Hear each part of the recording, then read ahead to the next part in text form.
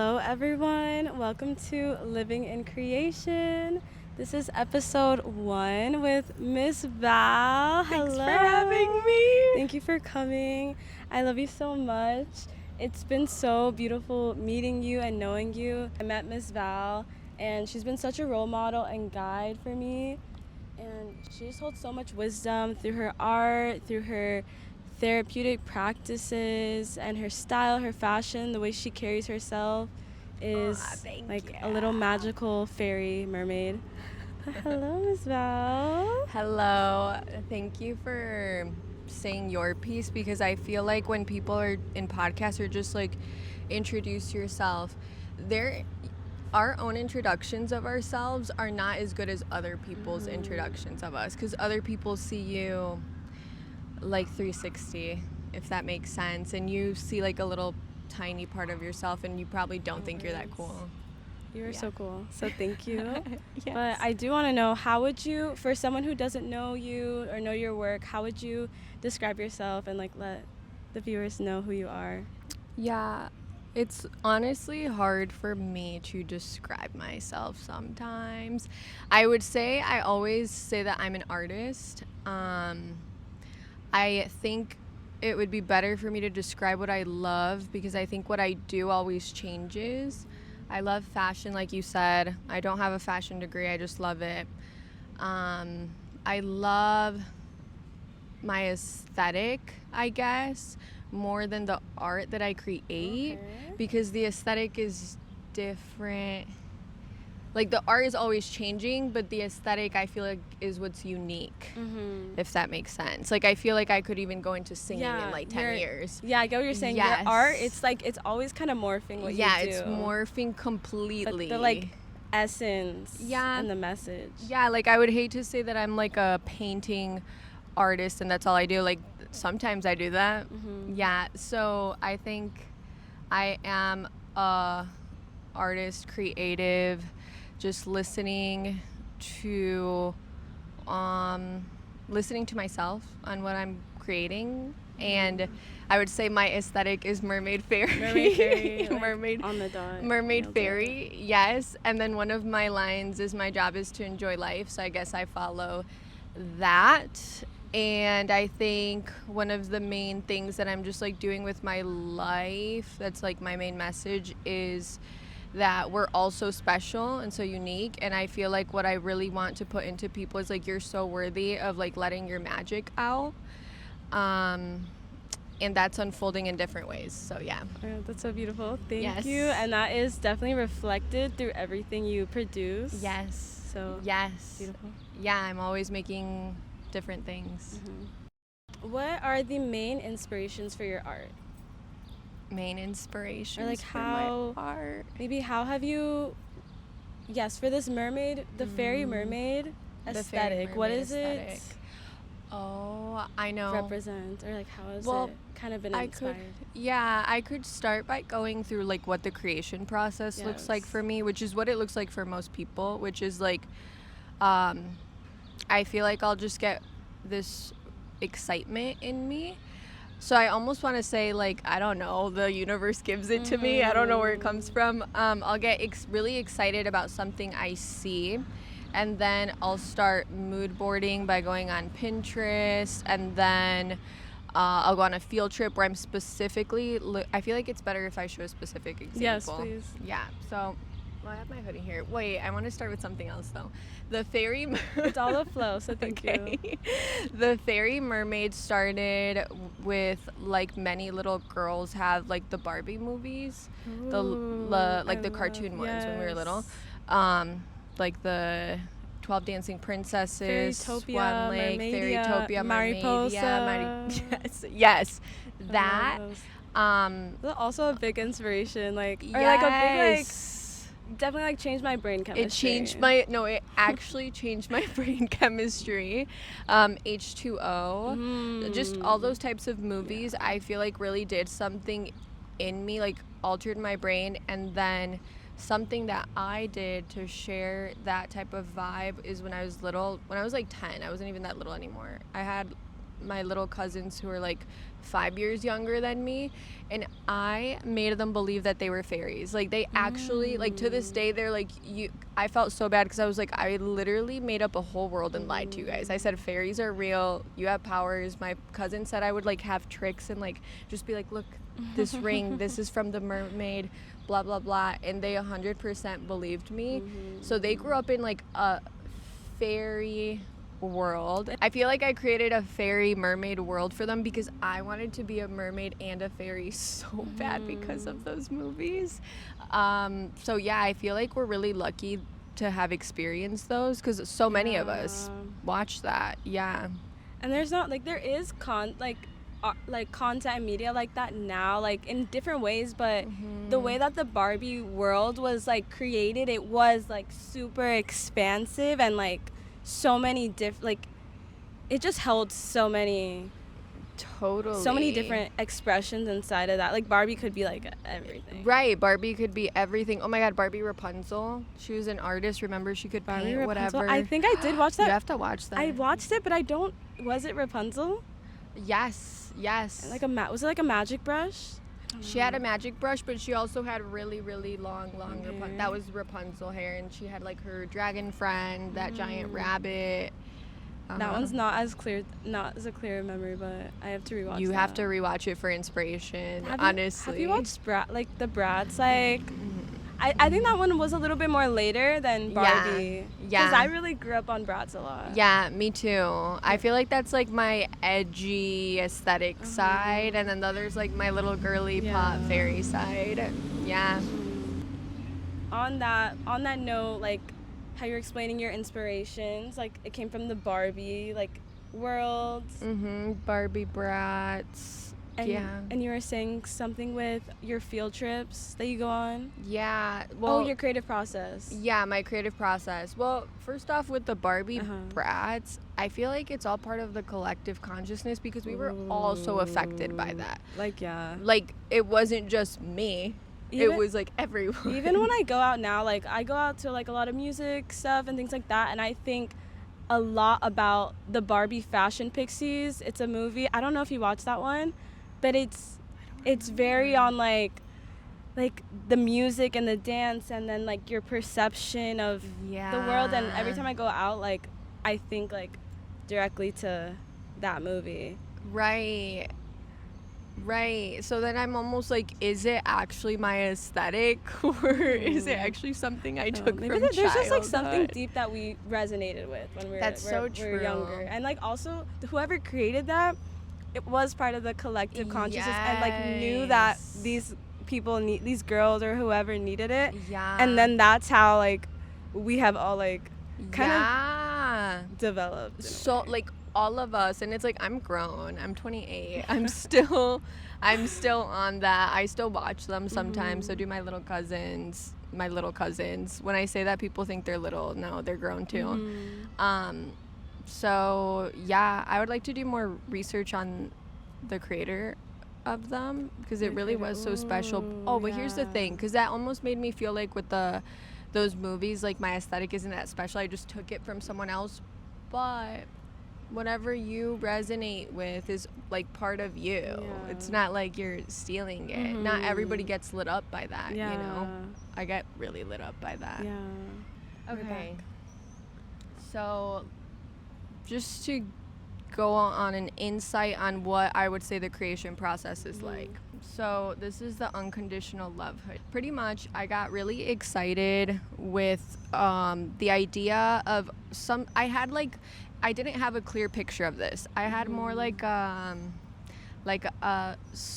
faded vision of it. I feel like I saw like the heart sparkling out, and one of my main things like messages as well as living in unconditional love, which means that you don't have conditions for what happens in life, like good or bad things happening. You're unconditional. You're still going to be unconditionally loving with everybody and with life.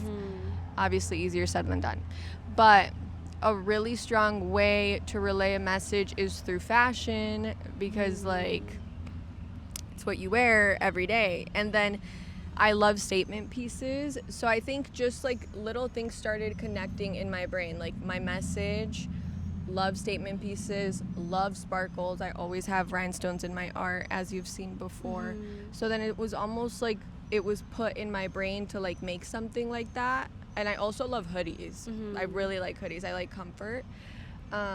So Max, my boyfriend, and I were at the grocery store, and I had like the vision of it, and I was like, I literally knew I needed to draw it down. I was like, do you have paper? Like, I need to draw this down right now. It was the ugliest drawing. Like, it was not a cute drawing, but it's not about that. It's about getting your message down, and sometimes, or the download down, and sometimes we think we have to have a perfect, like, something for your first thing that you put down on paper, and it's like, that's far from the truth. It could be the ugliest scribble. It's only so you remember. Or like that, if it's not good, the first time you put it out of you, then that means like, oh no, it's like wrong. Like, or like it's not actually like a good download or whatever. Exactly. Like, it's supposed to come out exactly perfect, which is like so funny. If like anyone was to see my initial concept sketch for anything, it's so ugly because I don't care, you know? Like, it's just like a silly doodle. So he had a piece of mail in his van and a pencil,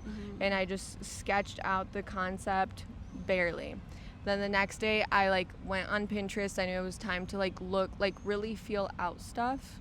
So like, this is like where you're still in a really open way. I feel like the creation process starts really open. You kind of have a vision, and then it slowly starts like getting smaller and smaller to what it actually turns into. And you start to see more of the meaning and purpose, because I think you had definitely had your meaning and symbolism behind it, but for me sometimes it's like that tunnel that it's like, okay, I have this vague, even for this series, I have this like vague idea. The more I go, the more I see like, oh, the purpose and how it connects to my other, because I'm also like very multi-passionate creator. You put your hands to different things and you're like, oh my god, like I'm doing so many different stuff. Like, it's so open. But then the farther you go, like once you devote into it, you're like, oh wait, this connects with that. They connect with each other, and it creates this whole world. They do. Yes, because a lot of people say to focus on one thing.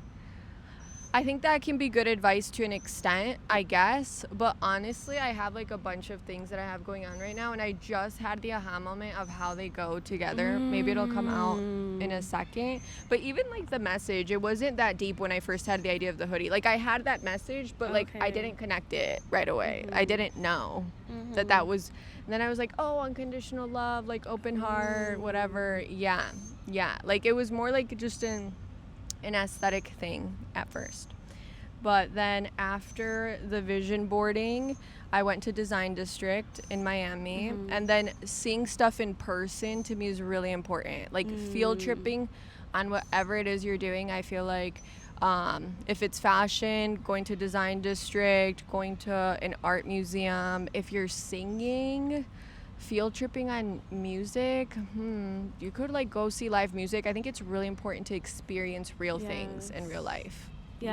I think also that, I'm not entirely sure, but I think it activates a different part of your brain when you are experiencing versus like just like kind of imagining or like not really interacting with something in a way. Oh no, I feel like 100%. I think like the Pinterest is amazing. The Pinteresting is like direction, and then you can get like excited about things because you just feel what lights you up, and you're like, ooh, put that on the board.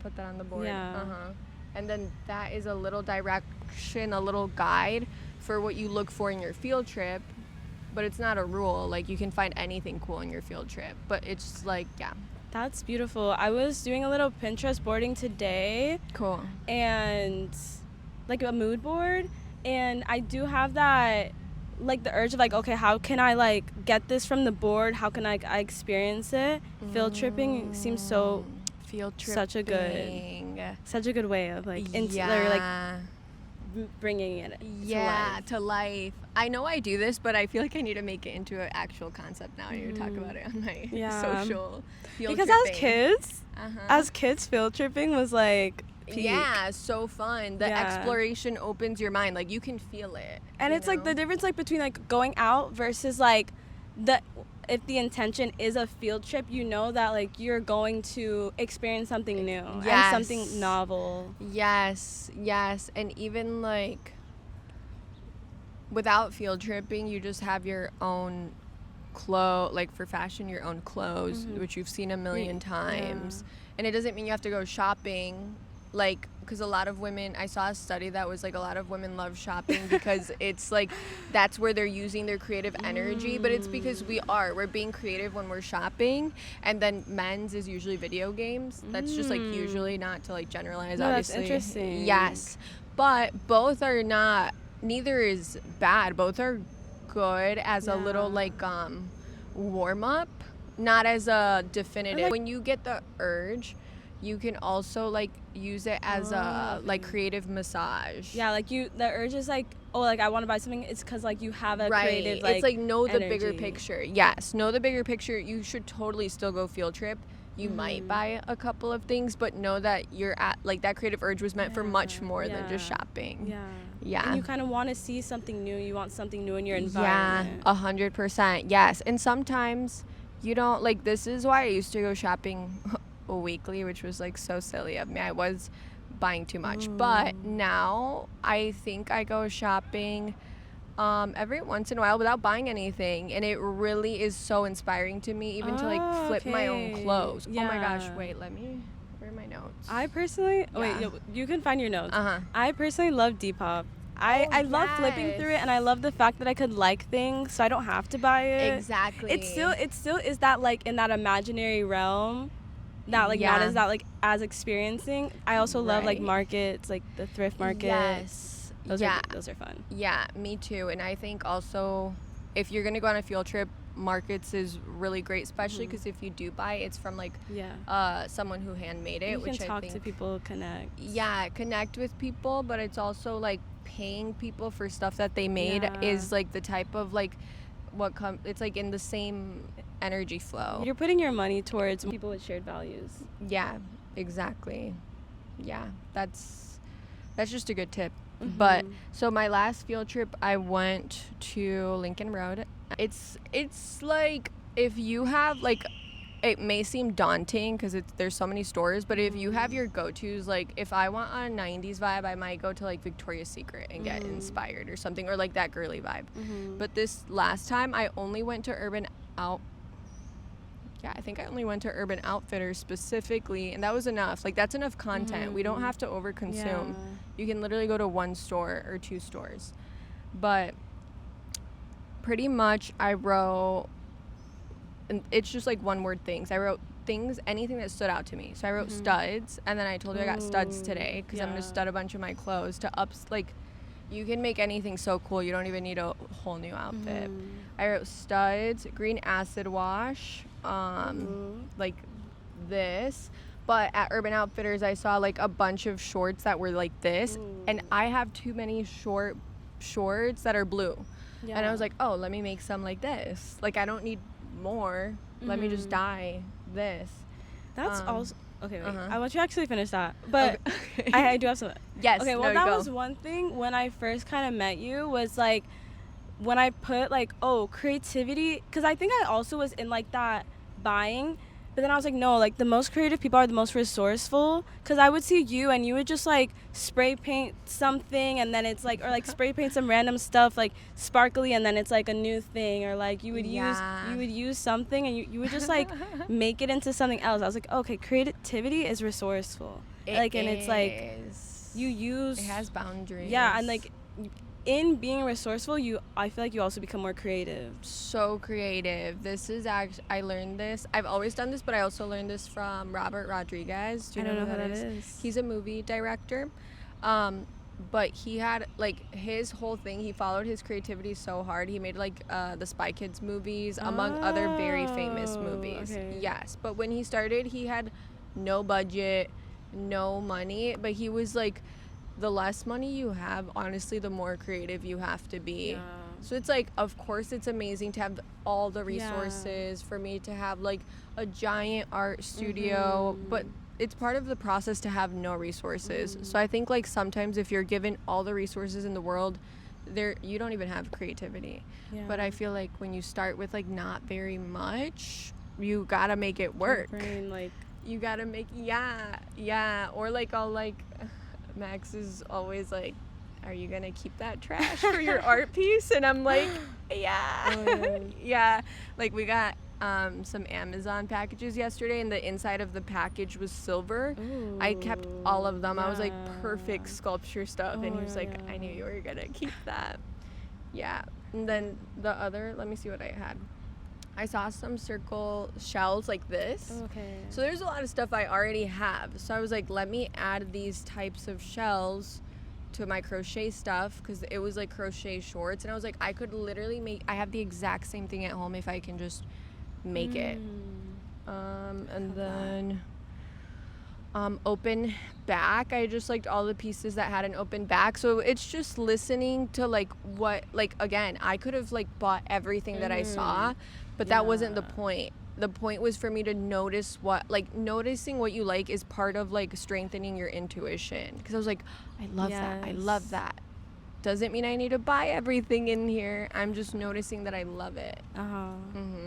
I love that. Yeah, a lot of people don't know what they like, and that's like important. Yeah. And no, I like how you said that, strengthening your intuition. Yes. Yeah, that's how you develop your taste.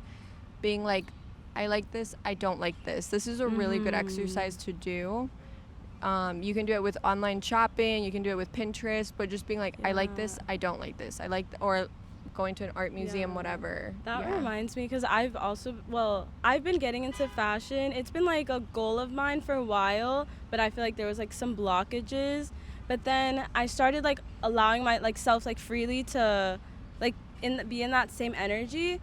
And I would be like, oh, I like this, but it's so like kind of crazy. Like, what am I gonna do with this? Like, how am I gonna style it? And I'm like, no, like, just trust your taste. And like, as I've been like getting like, okay, like trusting my taste, it's like my style has been like evolving and like starting to come into like totally. It's, like, own you little know what? I thing. have seen that from you since even like when I first met you. But now it's more like a little more what we were talking about, like the Bratz, the Fairy, like the girly pop. Before it was maybe more naturey. Yeah, it definitely has evolved because it's like it's been like because I've had like the Bratz Fairy like before. Me too. And then it like changes like as my identity, like, you know, like not like ego death, but like you kind of like become like a blank slate again. Yeah.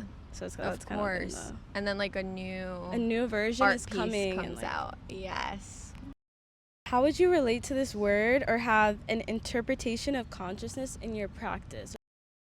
How I relate to consciousness, it's like kind of really crazy because like the human mind really can't conceptualize what consciousness is. Well, we can deep dive on it, we can study it, and I have been given like some really profound downloads where I experience consciousness.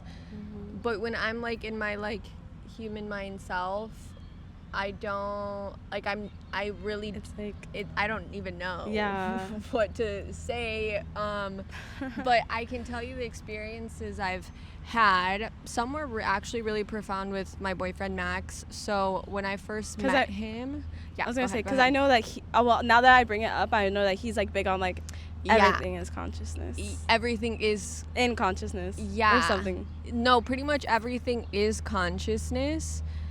Like everything, the tree, but it's almost like imagine like a nothingness becoming something, becoming anything. So being anything is magical. And I had so it's like the same consciousness is in you and I. We're just different expressions. We're almost just like a different art piece. Like how he describes it is like the tree is consciousness, and then all of us like Chloe, Val are the apples, but it's like what's actually real is the tree. All the apples are gonna fall at some point, pass away. So consciousness is what's real, and then there's different apples that come and go, they rot, they become a new apple, but I have some really profound experiences with consciousness that are like so crazy. One was like they always happen in places where like life is really magical. So like I was running along the beach. I used to run along the beach like every day, and it's really beautiful. Like the water's sparkling, and it's like almost like my brain is like, this is too beautiful. So I like start losing myself, and what I mean by that is like I stop thinking about like Val's thoughts or like ego things, and I feel like that's what really makes me experience consciousness. Like I can't actually go look for it. I have to like lose myself. So like because the self in a way it like disconnects you, right, or like that identification that like disconnects you from from consciousness, which like I sometimes I don't like to say it because I'm like, the self is so beautiful though, but I think it's when I feel like when you observe the self is the most beautiful thing. That's amazing, but not when you identify so much with it, because we're ever changing. But like, so with the running experience, you lose runners know this. The reason why they do it is most people are like, it's not because I want to exercise, it's for mental health. It's because I'm like, I am having an anxiety attack if I don't run. So running is just a form of losing yourself. Plus, I'm looking at like a miracle, which is the ocean sparkling. So I immediately got into like this state, and I almost like was able to like felt like I lost myself completely and experienced what it was like to be consciousness running through the sand. And it felt like, I almost like started crying. It felt like I was like, I could keep running forever and it would be a miracle. Like from the perspective of consciousness, being on a run is a miracle. So me running was like a miracle, and it was crazy. I felt like I lost myself in that run completely. Like honestly I don't know how to describe it, but I am imagining the memory. I can imagine what you're feeling, because like I feel like but some of us have also experienced that, so I can like think of like times where I've been in like a similar state. Yeah, it's really cute how we can relate to each other in different ways, because like the way I'm explaining it is almost like we're just using the human language.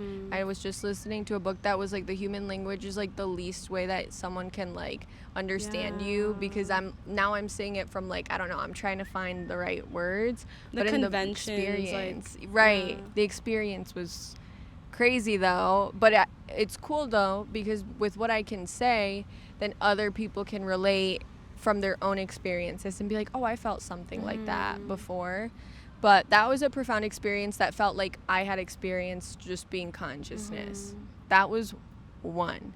And then the other, wait, can I share two more? Yeah, of course. Okay. I want to say a quick thing. It does remind me of the flow state, which is what I'm reading about. Yes. And it's very similar to the flow state. It is the flow state. Yeah. So the flow state is like, well, I want to hear my perspective. Yeah, I want to hear your perspective, because I know you're like you're like right. Everyone kind of has like experienced the flow state. Of course. I'm just reading it from a different perspective, like someone who's like has studied it, researched it. But I'm like, then we have like the real like the experiences. Yes. So, this is side note, not the other experiences, but so I was listening to this girl yesterday, and she was talking about how, like, the reason why we get anxious or, like, start feeling bad is because we're not creating. Because when you're creating, you're observing yourself create. So by being the observer, that's consciousness, observing creation being made. So when we're not creating, like, there's just like random feelings that start coming up because your false self starts coming through. Oh yeah. But she was just saying, like, you should be creating, like, and I don't even want to say this to everyone, like, you should be creating every day, or then people are going to get anxiety about creating every day.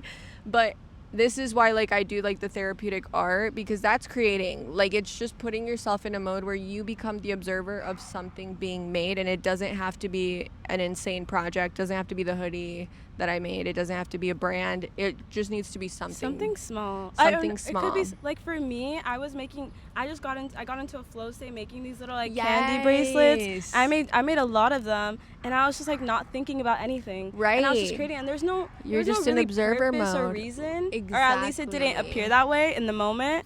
but I was like, my mind was just blank and I was just flowing. Exactly. So And that it's a small little way. Yeah. And in the book The Artist's Way, have you heard of that book? Yeah. Do you know the concept? Yeah. Wait, have you read it? I've read it. I haven't finished it.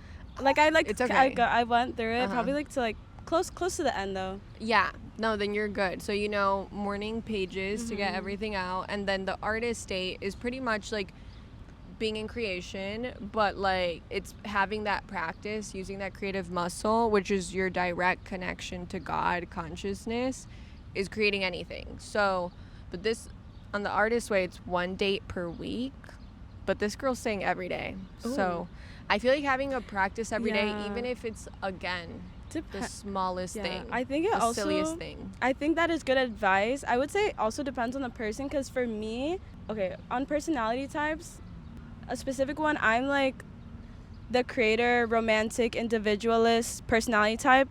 They need to be creating every day, or else they'll get trapped in like their like rumination. Yeah, rumination, fantasy, like mind. So I think for some Me people, too. Yeah, for some people it is important to create every day. Like I feel like people have different outlets. Yeah. Of their like some people might be like a sport. That's like what I was with gonna say. With people, or they need to go maybe they need to go hang out with people like really often. And that's creation too. So like hanging out with someone is like you're creating more of what the friendship means. You're creating new memories. Yeah. So it's just pretty much not being stagnant. Right. Most things are creative, honestly. Yeah. Like your meal that you make. Yeah. You are creating every day.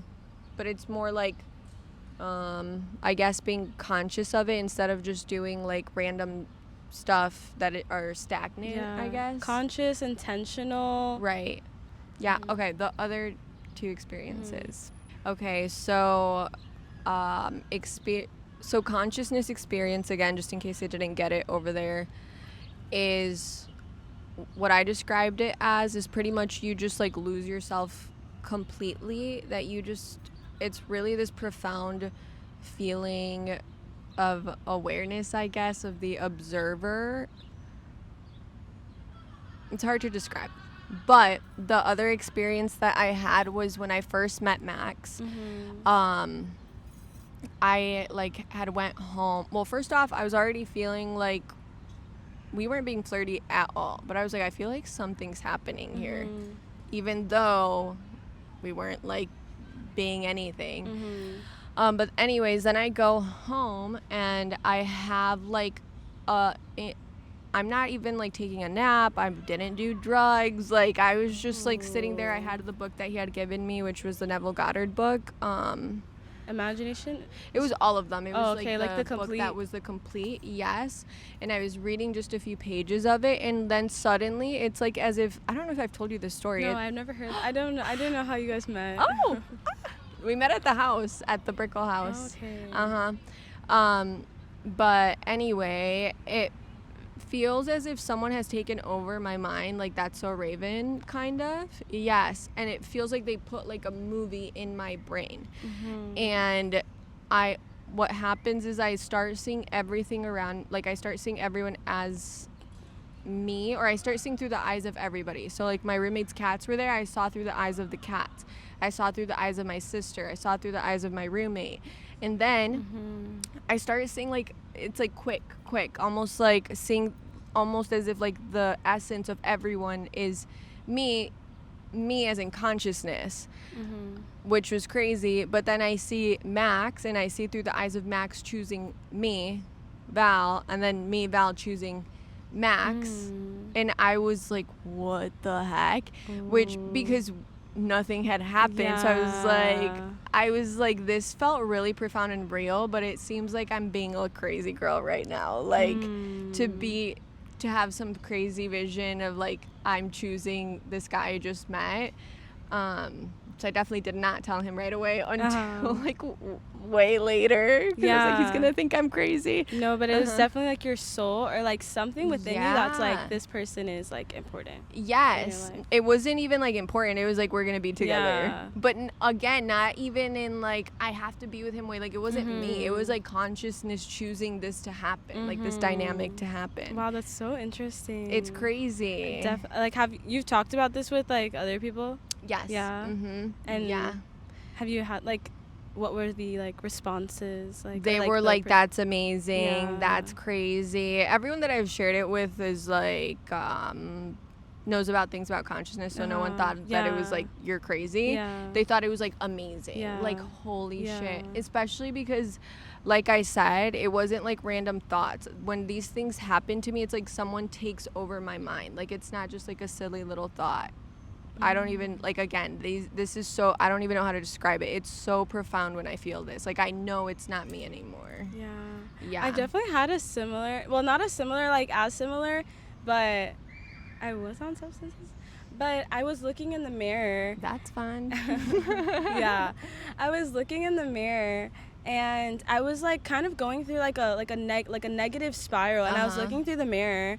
And I think I think you mentioned this before. I don't think so. Oh. I don't think so. I think I was also thinking about this other person, but as I was looking in the mirror, like, in a way I saw them, like, looking through their eyes, or like them looking through me, like, just kind of like a mirroring. Right. And it just like got in my head, like, whoa, like, everything I've experienced with this person is a reflection of like what's happening within myself. And that is like, not necessarily the same, but just like another like whoa moment of just like experiencing like consciousness. So now when I like interact or like have like different life situations, sometimes I can clearly see how I like how this person is like a manifestation of my like my shadow or my mirror. Like, how to describe it, but it is so really helpful in like having that knowing that you like you can realize like, okay, people are like we're marrying each other. And you can like hear the term like people are mirrors, but like the fact that you experienced it, like actually experienced it, makes you know in the future, like, no, this is the truth, I've experienced it. It's like completely different than just hearing words, which is why I want everyone to experience this. And it is easier to experience. Were you on shroom? I don't know if you can cut this out. Were you on shrooms? I've done acid. Oh my gosh. I like literally want to say I love drugs like that are not bad for the ones that aren't like killing your brain, obviously. But I feel like sometimes for some people, like that is the only way they'll get there to see what they need to see, I guess, in a way where you don't have to like mentally try to get anywhere. It's like it's just a knowing. You just know. I think it's like, for me, it's like at that age, or I mean, I'm still kind of like young, but around that age, like it was a little bit ago, I think or at least me, like we're kind of developing our sense of self, and we're like realizing like, oh, we're free beings. Like, what is this reality? Where are we? Like, we're having all these questions. And then as someone who like studied psychology, like that was so interesting in me, just like from like a research level. And then so meeting, like I just happened to meet people who have like experience with that, and then it's just like experience it. And I don't know, like I don't know exactly how I think it's useful. It's like a weird like with drugs. It's just like a weird balance, or a weird, I don't know if I'm really describing it right, like, because it's just like it's different for everyone, and everyone's brain chemistry is different.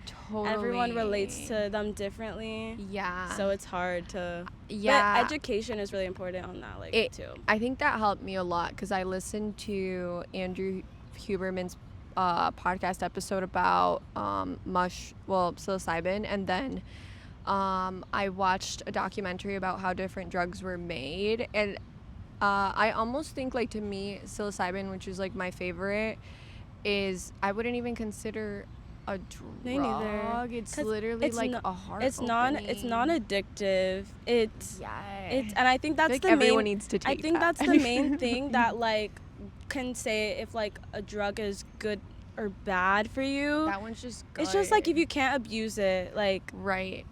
I think overall, like what I've learned is that sometimes like using them, you feel like, whoa, like I can never feel this feeling again without it, because it's just so it feels so like peak, or like it's Right. something you never experienced before, but you can You actually. can, though. And like one of my goals, like was like to create those feelings naturally, and it's more Yeah. of a process. It takes more effort, it takes more work, Yeah. and it might not be as linear, but It's and I know you've not. definitely been. You are to me, like you're kind of someone who has like kind of opened themselves in that way, specifically on the heart. I feel like because when I was like reflecting on Unconditional certain love. drugs, and it makes you feel just so open Right, and right, loving, right. but it really, that's like our heart in our open space. And like when we take drugs, that sounds, I don't like, when you take drugs sometimes it releases and it lets go of all The ego and the walls that have been blocking that. And but for some people in our daily lives, it is kind of impossible to let go of that ego. No, that's why I'm saying that they're so important. I don't know about like acid that much, or like LSD, although some people have said that has been like transformational, but like psilocybin specifically changes like your actual brain, like chemistry, in a good way. Yeah, you've watched the documentary How to Change Your Mind. That one's really good. On Netflix? Yeah. I feel like I have. I like binged. You probably have, because it's like really popular. In the way that they describe it, it's like your brain is like a ski slope, and then there's a bunch of these divots that have just been there their whole life. Yes. So when the people go to ski, they're gonna naturally go into the divots and the ways of thinking we always have. But then when you take these drugs, it Going like on a new route was scary. It like clears it all out, and then you're like, oh, we can go different directions, and it creates new pathways. And creating new pathways creates new possibility for like literal life. New reality too. Completely new reality. Oh my gosh, I must. So wait, sorry. One thing is that you don't need the drugs to create That's what that. I was gonna say. Okay. That's what I was gonna say. So the drugs is a good way for people who are like, I've tried, who are like, I just can't, because I know when you feel like you can't, it's know hard. It feels so hard. So then when you do a little microdose, a little psilocybin, or a macro dose, it just shows you a completely new world, so you don't have to go through the physical pain, and then you can do stuff on your own because you know it's possible. But something that I learned from the movie Everything Everywhere All at Once, you know that movie? I love that movie. I need to rewatch it though. You need to rewatch. No, me and Max watched it and drank some of the breeze. That's honestly kind of that's kind of magical, because it was so magical. One thing I would say, like when two people who are like really meant to like be together, like I feel like they create a new energy field. Yeah. So then watching that with like him, like someone else like that, like magical. Like it was like wow. It was opening something up. And the first time I watched it was with my ex-boyfriend, and he is, and I told Max this, and he's like so like not anything like me. He's like Chad type, and so he just like didn't even get it. He was like, this is weird. And I'm very affected by other people's like ways of being, so I thought, like, my memory of it was that it was weird because I know I like weird things. But something that I learned from that movie, in order to change your brain chemistry and to break a pattern, is when you notice you're going down the same slope, do something crazy to stop it. Like, it doesn't have to be as crazy, but like in Everything Everywhere All at Once, like the guy would like gave himself a paper cut to like change what was the trajectory of what was happening. Ooh, that's actually really like, that's really fire. Like, yes, but you're probably not gonna give yourself a paper cut or chug a bottle of, like, it was like the Fanta Pop, but that's what they did, like, in order to jump into a new reality. But something you can do is just do something completely different than what your usual self would do. So like something that happened to me is, for like a second, for like a whole month, I had like severe social anxiety and I didn't know it was happening. I feel like it got re-triggered from like middle school memories or something. but it was like severe, like not that long ago.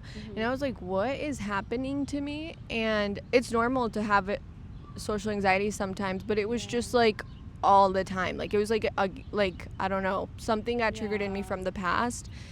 So I just was like, it was making me avoid people that I know, because you see people you know here all the time, and I was just like not going to the coffee shops. I was like, but that's feeding it more. So I was like, all right, enough. And then I like just walked into one of the coffee shops because I wanted to work there that day, and I just saw someone I knew, and my usual thing that was happening that month is I'd be like, oh, I'm sitting like over there so I don't have to talk to them, which is so silly. But instead I was like, no, just go up to them in the energy of like, I'm okay, I belong.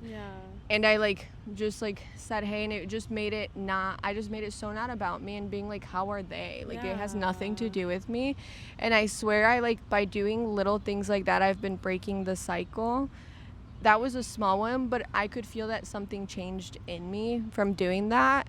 And it's like, if you're scared of doing something, like, because I know when I'm like really down bad, I'm like really afraid of people, which is like, because you're in separation, that's why you're so afraid of people. Like you're really in your ego self, that's literally why you're scared. But something you can first do is just like look at people while you're on walks and not even talk to them, just like sending them love, just to practice that energy of we're not separate, like we're already together. I do know you talk about that a lot, and I'm like, wow, because I think most people don't do that or think to do that. Sometimes when I'm like on a walk, I'm like, do I say hi? And then like, I don't know, like, true. But then that's just beautiful. Like, if you're just like sending love without needing someone to talk to you or smile back at you, then you're just like, sending love. Yeah, and you know it. Like, you know it. It's for yourself. It's for them. Right. It doesn't have to be said, but it's felt. Right.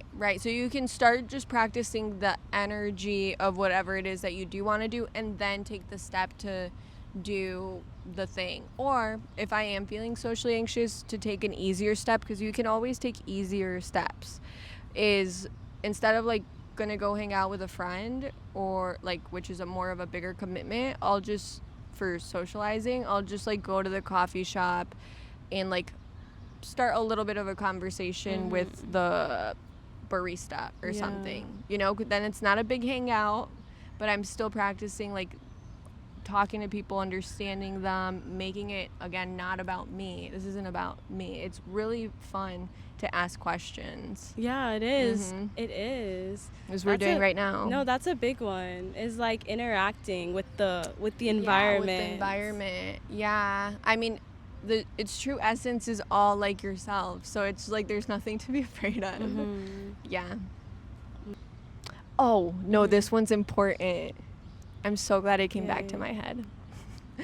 Okay, this one also has to do with Max. So we had gotten into an argument, and usually we're pretty good about understanding each other, but this one, it was like we did not understand each other. And I was like, we were both like, let's leave it, like we'll come back to it another time. Right now we're just like when you're both in the energy of I need you to understand me, it's really hard for anyone to understand each other, because he was in that and I was in that. Yeah. So, wait, were you gonna say something to that? No, but I was gonna say, like, I just like. You had your own thing with that. Yeah. So we were both in that, and I go to bed, and I wake up at like 4 a.m. Like, we wake up not resolving it, but also not just being like, let's just let it go right now and go to sleep. So I wake up at like 4 a.m. because a mosquito bit me.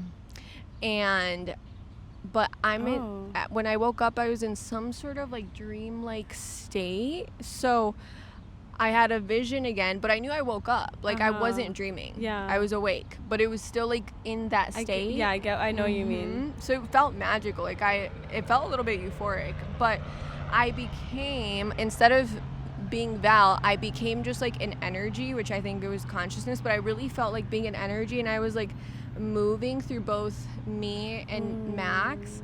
And as the energy, I saw that I was like both, people, Max and me, and that I was choosing this argument. Like, I was giving myself Max's side, and I was giving myself Val's side. Like, I wanted both sides for both of, like, their growth. We both needed those arguments for our own growth. Yeah. Like, I needed whatever his side was to grow in something that I have, and he needed my side of the argument for him to grow in something he had. So, like, the thing that I've been, like, really, another one of my main messages, I feel like, is having compassion for others, and his is ego transcendence. And I feel like we both think both, but he's more ego transcendence and I'm more compassion. So it also felt like I was giving that to him and he was giving his to me.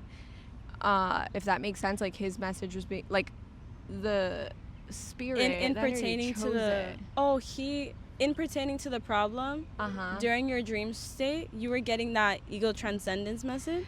Like, yes. So that, like, his whole, pretty much the root of the argument is that he thought something should be about ego transcendence, and I was like, no, it should be about compassion. But I saw that both were correct.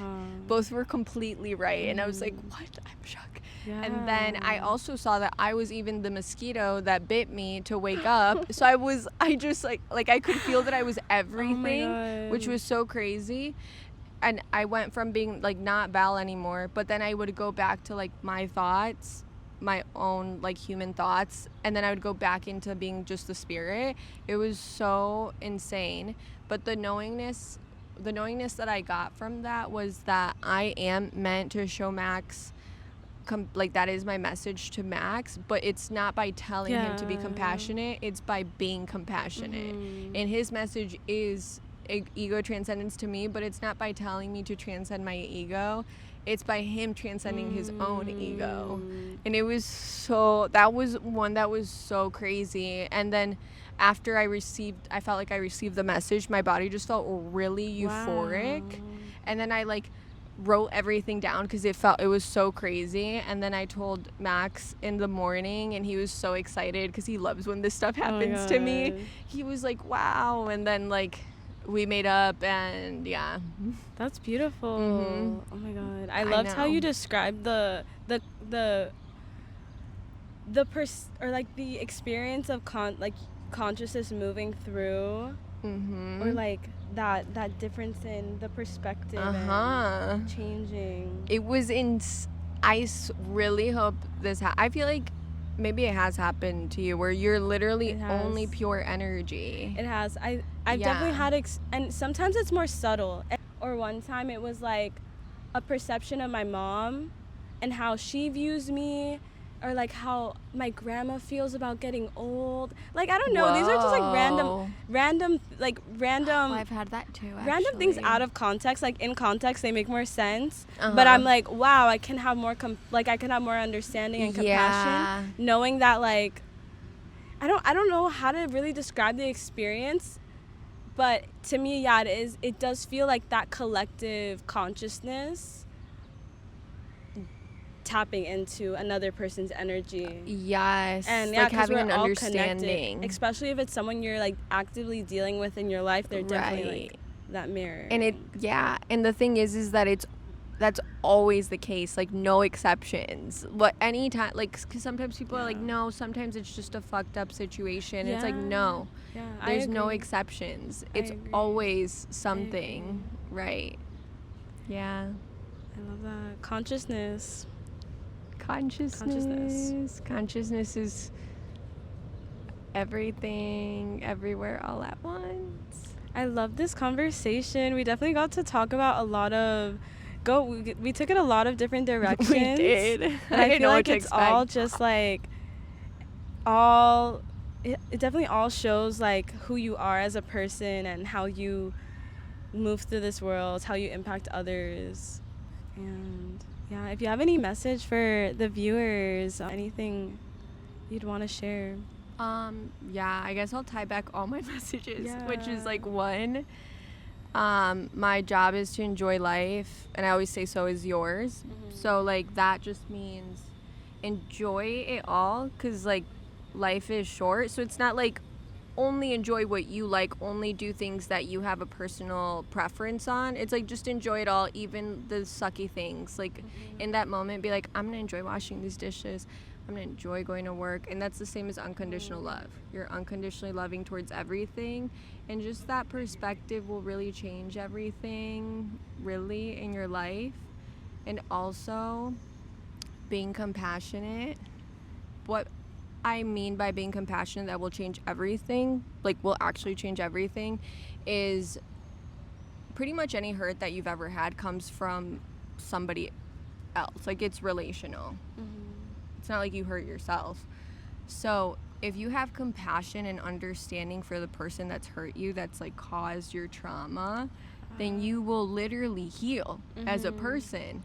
Because you understand that everyone is actually, even if they're evil, they're still doing their best with what they have.